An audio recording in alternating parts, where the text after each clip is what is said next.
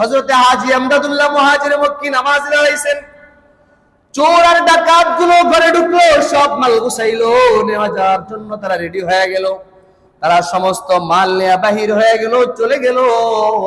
হাজী সাহেব নামাজ শেষ করে বলে আল্লাহ আলহামদুলিল্লাহ, সুবহানাল্লাহ বলে। এখন প্রশ্ন হলো, মাল চুরি হয়ে যাওয়ার পরে ইন্না লিল্লাহ পড়বে, আলহামদুলিল্লাহ কেন পড়লো? হাজী সাহেব বলে আল্লাহ, ব্যবসার মাধ্যমে, হাদিয়ার মাধ্যমে যে সম্পদ আমার হয়েছে, আমার অনেক সময় এই সম্পদ গুলোকে ঠিকঠাক মতো রাখার জন্য আমার টেনশন করতে হয়, যার কারণে আপনার ইবাদত বেশি করে করতে পারি না। আল্লাহ আপনি আমারে সম্পদ দিবেন, আবার নিয়ে গেছেন, আলহামদুলিল্লাহ, সুবহানাল্লাহ। এবার আপনার ইবাদত বেশি করে করা যাবে। এবার হাজী সাহেবের বহু মুরিদ আছে, ভক্ত আছে, সব জায়গায় খবর পৌঁছায় গেল হাজী সাহেবের ঘরে ডাকাতি হয়েছে। এবার মক্কার আরবের পুলিশরাও হাজী সাহেবরে বড় মহব্বত করে, বড় সম্মান করে। পুলিশগুলো তাদের ডিউটিতে লেগে গেল, কাজে লেগে গেল। 1 ঘন্টার মধ্যে চোরকে, ডাকাতকে মাল সহ হাজী সাহেবের সামনে হাজির করে নিল, সুবহানাল্লাহ বলেন। এবার হাজী সাহেব মাল পায়া আবারও বলে আলহামদুলিল্লাহ, সুবহানাল্লাহ। তাহলে মাল হারায় যাওয়ার পরেও বলে আলহামদুলিল্লাহ, আবার মাল পাওয়ার পরেও বলে আলহামদুলিল্লাহ।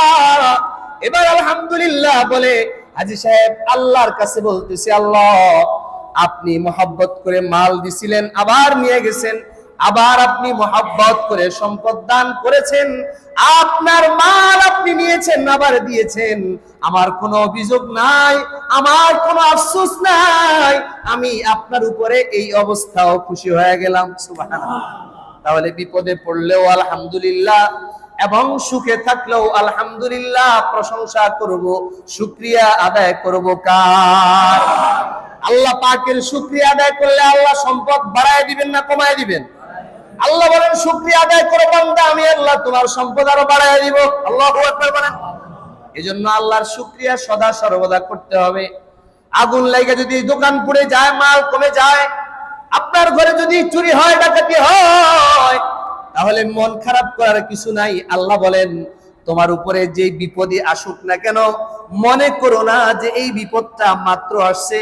না না বান্দা, তোমার উপরে এই বিপদটা আসবে, এটা আমি আল্লাহ তোমাকে সৃষ্টির 50,000 বছর আগে লিখে রেখেছি।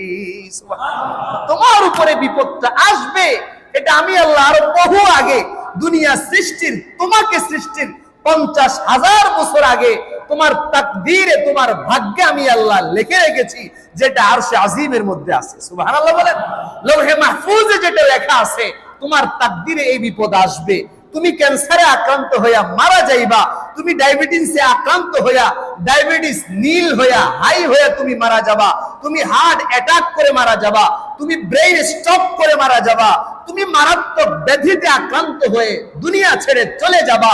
তোমার তাকদীরে আমি আল্লাহ এটা 50,000 বছর আগে লিখে রাখছি, সুবহানাল্লাহ। সুতরাং টেনশন করার কিছু নাই। তোমার উপরে যেই বিপদই আসুক, যে অসুস্থতায় তুমি আক্রান্ত হও, যে বিপদে তুমি পতিত হও, তুমি মন খারাপ করবে না। একটু নিজেকে শক্ত রেখে আল্লাহর শুকরিয়া আদায় করো।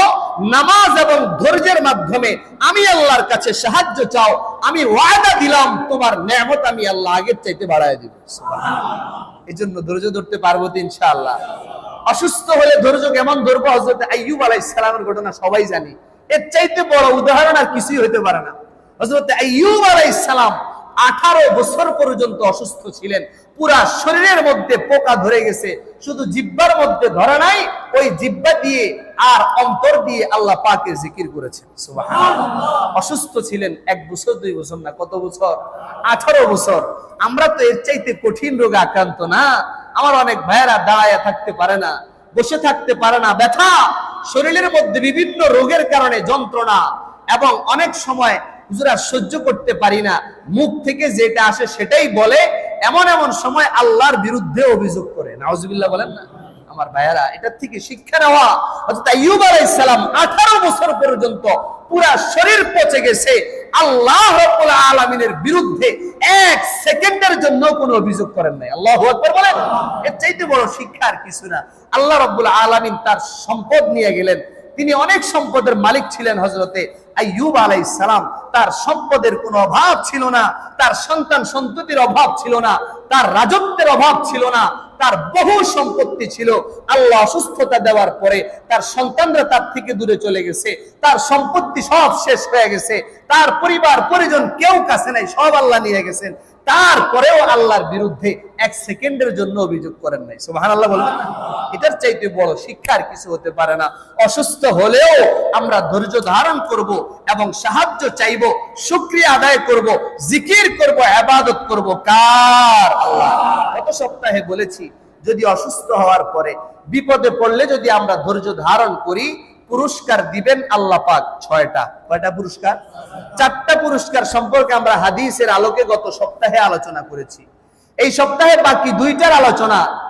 5 নাম্বার পুরস্কার, আল্লাহ যারা অসুস্থ হয়ে বিপদে পড়ে ধৈর্য ধারণ করবে, তার পুরস্কার হলো বিপদে পড়ে অসুস্থ হয়ে ধৈর্য ধরলে পরে রাব্তুল আবদি মা আল্লাহ, বান্দার সাথে আল্লাহর একটা সম্পর্ক হয়ে যাবে। সুবহানাল্লাহ, জোরে বলেন না সুবহানাল্লাহ।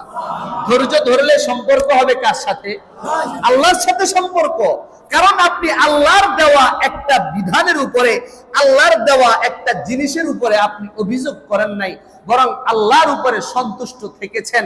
আপনি আল্লাহর শুকরিয়া আদায় করেছেন, যার কারণে আল্লাহ আপনাকে তার বন্ধু বানায় নেবেন। সুবহানাল্লাহ, আসতে বলেন। আল্লাহর বন্ধু হইতে চাইতে ইনশাআল্লাহ